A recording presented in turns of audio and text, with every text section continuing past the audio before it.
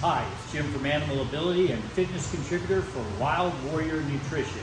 Today is going to be a video on activation, prehab, and some plyometric exercises. Let's go for it.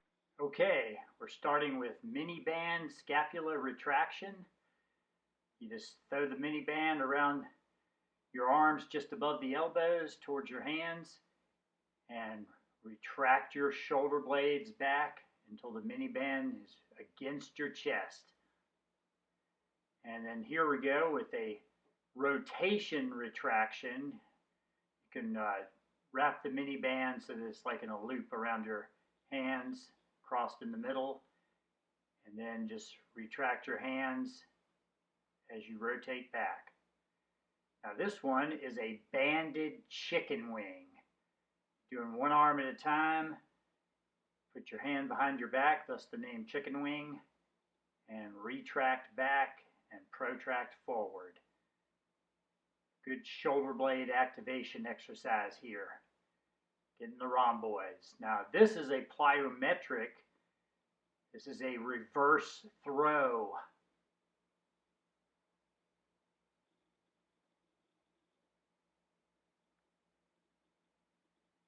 Trying to explode back. And of course you would do both sides. Now this is the glute medius minimus snow angel.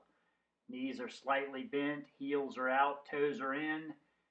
As you're touching your fingertips under your glutes and then going all the way overhead with an inhale. Exhale down, inhale up. You can do these for a certain number of reps. Now this is a glute L bridge. Trying to keep the hips squared as you take your leg out to the side. This definitely hits your glute medius minimus.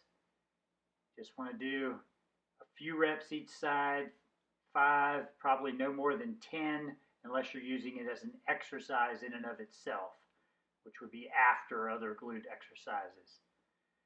Now this is an hip external internal rotation, ER-IR, and this is definitely a activation exercise, but it's difficult, so you want to just do about 5 each side, trying to get as much range of motion as you can.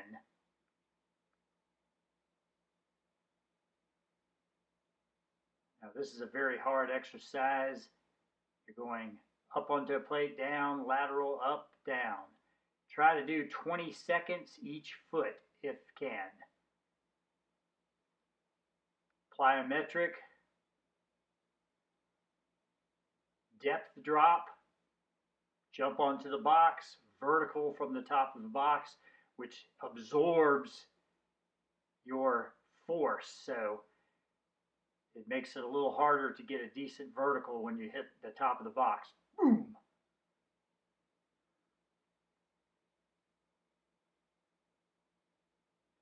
Drop step, one leg, lateral bound. I usually do about 5 each leg here. Now here's a core activation / exercise.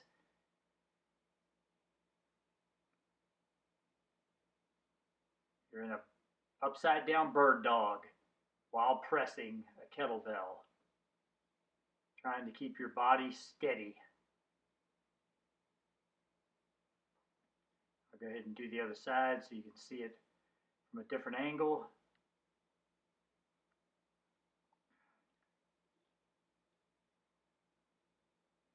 Hips are not breaking, they're staying in place. Squeezing the glutes.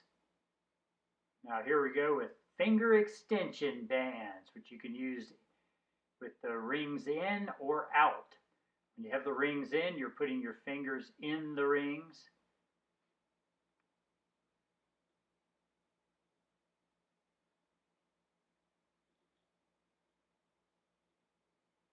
And then you just extend your hand, your fingers, opening and closing.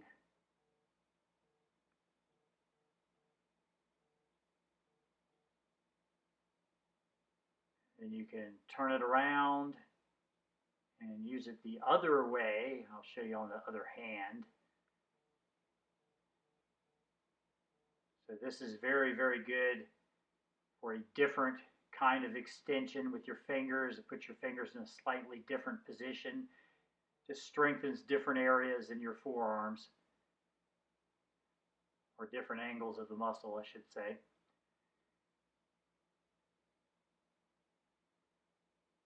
And here is a pole extension, trying to keep the resistance on the forearm, always with the weight pulling down towards the floor, so you don't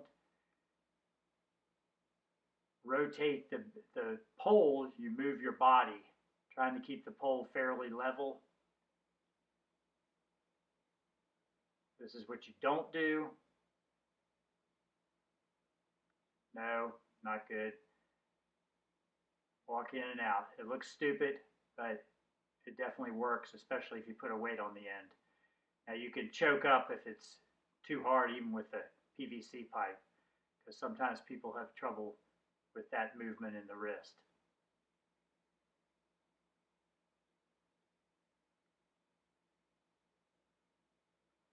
And here we go with, last but not least, the Jawzrsizer.